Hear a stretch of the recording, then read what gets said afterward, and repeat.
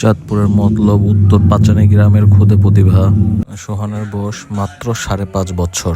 এমন কোমল একটি বয়স যখন বেশিরভাগ শিশু খেলনা নিয়ে ব্যস্ত থাকে এবং খেলার জন্য বাইরে যেতে চায়।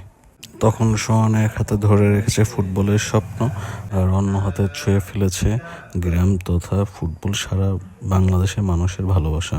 সোহানের বাবা একজন সাইকেল মেকানিক।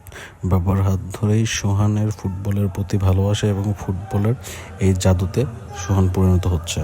বাবা নিজে দাঁড়িয়ে থেকে ছেলেকে শিখিয়ে দেন কিভাবে লক্ষ্য ঠিক রাখতে হয়, কিভাবে বল চালাতে হয়। এই সাইকেল মেকানিক বাবার নিঃস্বার্থ শ্রম আর কঠোর ভালোবাসাই সোহানের পায়ে জোগায় গতি।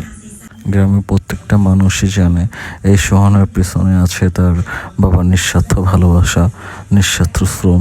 দেশের বিভিন্ন অনলাইন সংবাদ মাধ্যম, ক্রীড়াভিত্তিক পেজ, এমনকি অনলাইন অনেক সব পোর্টাল সোহানের এই বিস্ময়ের গল্প।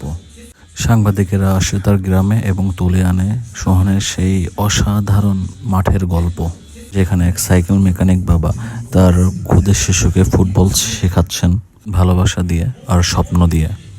সোহানের রেইনবো ক্লিক বিস্মিত করেছে সবাইকে। এই সোহান এখন সারা বাংলাদেশের সকলের গর্ব।